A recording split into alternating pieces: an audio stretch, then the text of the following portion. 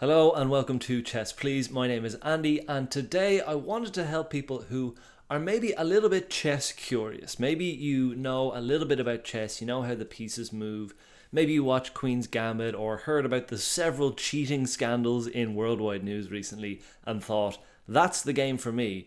But you're not really sure what chess is all about or whether you'll be any good or whether you want to invest time in this new hobby as opposed to the million of other hobbies that you can do. So, in this video, I'm going to go through 5 different chess puzzles, kind of miniature chess situations, and talk through the different logic, the different puzzle solving, the different problem solving techniques that you use in chess, just to help you see if that's going to scratch that kind of itch in your brain, if that is the kind of thing that you're into. And if so, then I highly recommend getting into chess because it's filled with this kind of stuff. And I have a ton of content on this channel that'll help you get a little bit further down the rabbit hole. But there is a billion chess channels online, so no shortage of content on that front. Now, before we jump in, I just want to flag, I won't necessarily be going through the rules of chess or how the certain pieces move. So there's maybe a little bit of assumed knowledge here, but I will talk through it at a pretty beginner level. So hopefully you'll be able to follow along, even if you're not 100% sure how to play. Because again, this video is for people who are just getting involved, maybe to see where the magic of chess lies. Let's jump on in. So jumping into our first puzzle, and this is going to cover the theme that you'll find a lot of the time in chess, which is double attacks, where you can attack 2 pieces at once so that your opponent doesn't have enough time in their one move to react. So here we are playing as the white pieces, and it's a very even game so far. We have a bishop, a knight, and a rook to their rook, knight, and bishop. So all pretty square. So we need some sort of tactical operation to win material and give us a distinct advantage. Now, the other thing you need to know here is that rooks are, in general, more valuable than knights. The shorthand we use is that rooks are worth 5 points of material and knights are worth 3 points of material. So in general, you don't want to give up a rook for a knight. However, in this case, and this is the kind of problem solving, the double attack thing, in this case, the solution to this puzzle, or how we can gain an advantage, is to break that kind of rule of rooks are better than knights. We can actually capture this knight with our rook. And this pawn will be able to capture our rook back. And after that, you might be thinking, why did we bother with that? We just gave away a better piece for a knight. But again, we saw the wood from the trees, and we see that this rook and this king are able to both be attacked by this knight. So I'm able, on my turn now, because they had to spend a turn capturing our rook back, I'm able to jump into this square, and at once I'm able to attack this king, which is known as check. That is one of the most forcing moves in the game because they have to get their king out of danger if they don't want to lose the game. So legally they have to do something with their king, which means that, okay, so let's say they make any move with their king, maybe they try to attack our knight. They haven't had time to move their rook out of the way. So now we're able to capture back. And if we balance the books now, if we jump back to the very start, we'd look at this. So we got a knight, that's great. They got a rook, not so great. We checked their king. They moved their king over here. We were able to take their rook. And if we do the whole sum tally and even just look at the pieces, we now have 2 pieces for their 1 piece. So that's the kind of double attack tactic that, again, this happens a ton. The knight fork is one of your main tricks in your toolbox that you'll use to win material.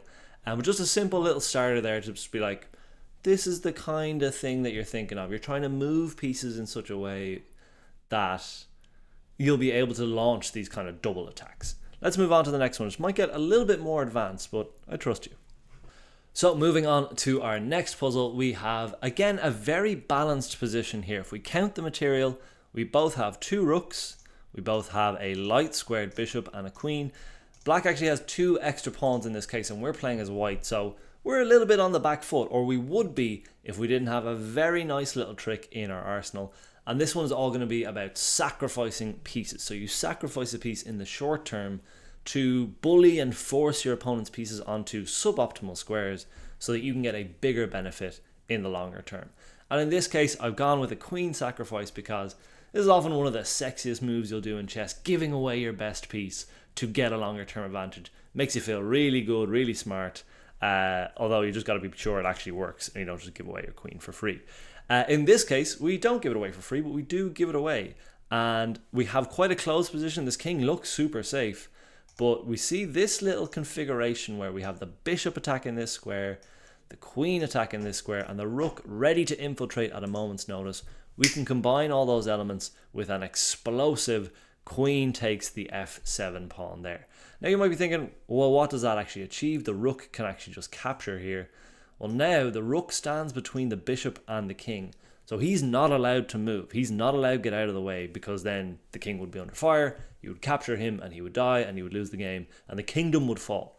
So that rook is pinned. We call that rook is pinned to the king, and it's white to move. They had to take a move to capture back our queen. And now our rook can come steaming in all the way from the back rank up into the enemy's back rank. And again, this rook can't move to block that. So the queen, as a very temporary way of blocking that check on the king, but now the rook can take here and the king has got nowhere to go. This rook cannot move and we've won the game despite giving away our queen. Kind of like when you catch the golden snitch but you don't necessarily win the game. The inverse of that, you don't catch the snitch but you have enough points to win the game. Clumsy metaphors aside, on to the third puzzle. Alright, moving on to our next puzzle and the next kind of problem that you'll be solving in chess. Oftentimes you're going to try to be hunting down a king, but there's going to be a ton of pieces in the way, and sometimes those pieces are your own pieces, and that can be really frustrating because it's not so easy to move your own pieces because you need to find a safe square for them and you can't capture your own pieces.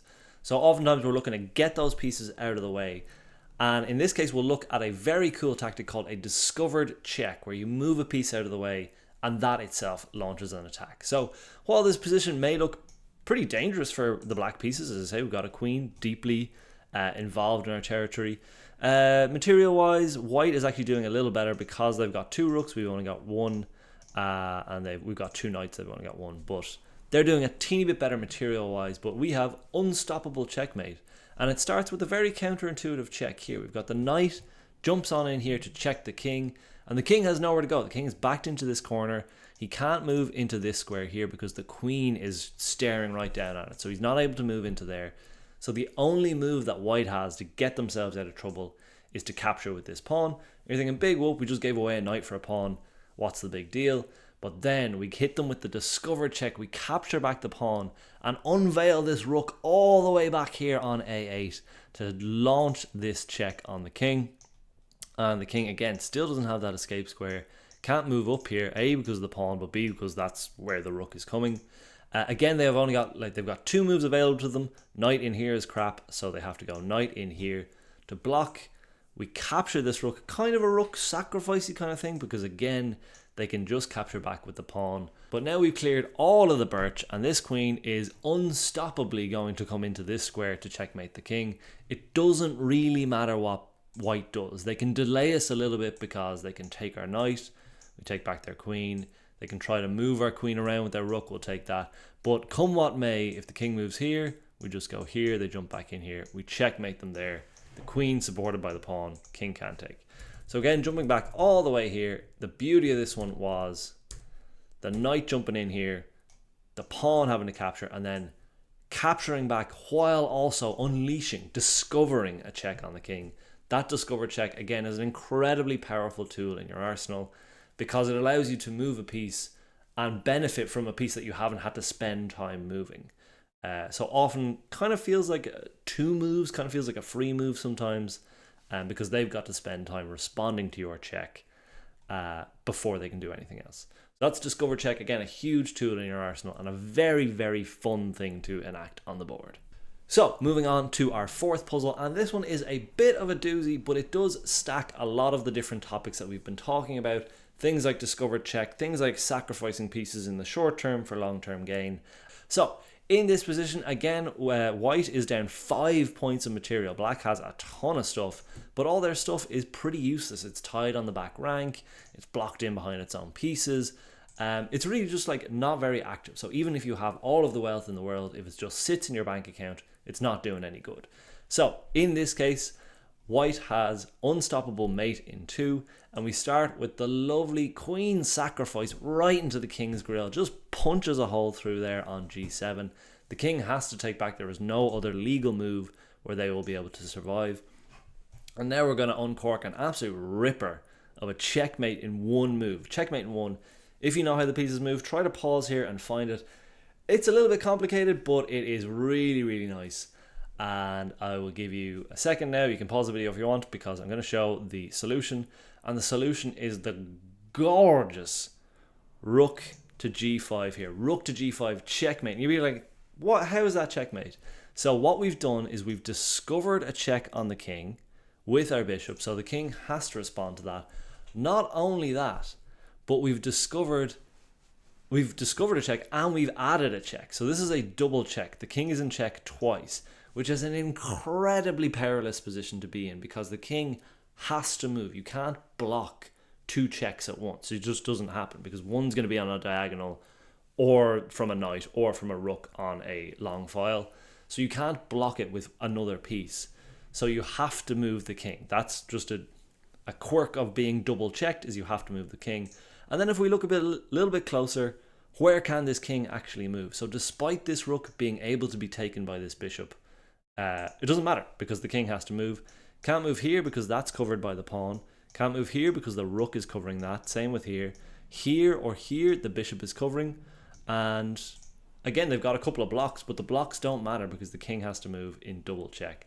That's a very fancy little puzzle. That doesn't happen that often in chess. As I say, I'm kind of highlighting some of the sexier elements of chess, but this is the kind of problem solving you'll be doing if you do get into chess.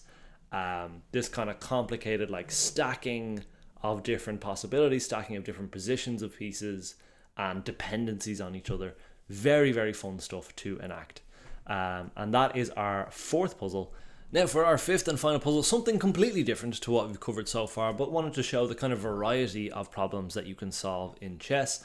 Here we have what's known as an endgame, where there are very, very, very few pieces left on the board. They have a rook, we have a bishop, we have 3 pawns, they have 2. So materially they are one piece ahead, or one pawn ahead, because they have a rook to our bishop. But this pawn is about to promote into a queen. And if it does that, that changes the whole timbre of the game. If we can safely get a queen out of this, we're going to win, basically. So how can we do that? Because this rook is patrolling this square, and that square is a dark square, which, very importantly, this bishop is never really going to be able to directly influence a dark square. Bishops cannot leave their color complex. They have to stay on either the light squares or the dark squares. This is our light square bishop, so it doesn't really have a say over this square, which is going to pose a problem for this pawn. So because this bishop isn't going to be able to influence this square, we have to find a different sort of roundabout, abstract way of having that bishop influence this square. And I'll just show you the solution, because again, it's a little high level move. It's bishop in here, bishop to c2, and the important thing is this is check. So the bishop is immediately checking the king, so they have to respond to that. And you might think, okay, well, we can just take that. Well, if you do take that bishop with the rook like this, then we can promote to a queen. And even though a rook is pretty good, a queen is way, way, way better, and we're definitely going to win this game.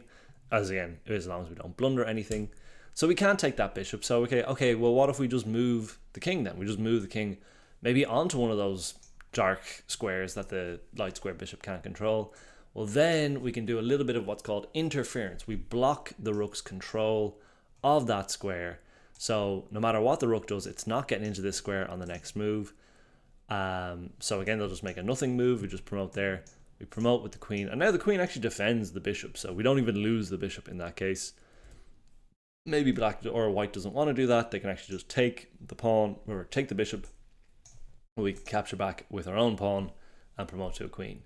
So interference, deflection tactics. So whether the rook is deflected off of the back rank by capturing that bishop, or its control of this square is interfered with by the bishop, we are able to guarantee promotion of that pawn, which didn't look that likely from the outset. That's a little bit more of an advanced one, and again, don't necessarily expect to be doing these in every single one of your games, but these are all the different tools that as you get better and better at chess, you stack on things like the knight fork, you stack on things like piece sacrifices, you stack on double attacks, discovered checks, decoys, interference, forcing pieces onto squares they don't want to be on. All of that to make up, hopefully, a harmony of a lovely game. Now, there's a ton of blunders and a ton of like stupid mistakes you'll make, but that's part of the joy, is ironing those out, getting a little better, and getting to do more and more of this stuff. So that is a whistle-stop tour of some of the problems that you will solve in chess. There are a myriad more, and I really, really encourage you to get involved. It's a really fun, brain stimulating kind of hobby. There's also a great online community of, you know, pro players, grandmasters that play, as well as a ton of amateurs like me that are just trying to share this wonderful game. So if you are interested in learning more about chess, I have plenty of content on my channel about how to open the game, different tactics involved, just cool stuff I find about chess. And then, as I say, there are grandmasters out there for more dedicated tutelage. I highly recommend the likes of Danny Naroditsky, Eric Rosen, Levi Rosman, Hikaru Nakamura, if you're into like really high level calculations and stuff like that. A whole wealth of just say chess YouTube, and it'll come up with plenty. But I recommend you stick with Chess Please, because that's me and we have a good time here. Feel free to subscribe and stick around, and most of all, enjoy your chess if you do plan on getting involved. Thank you very much. All the very best.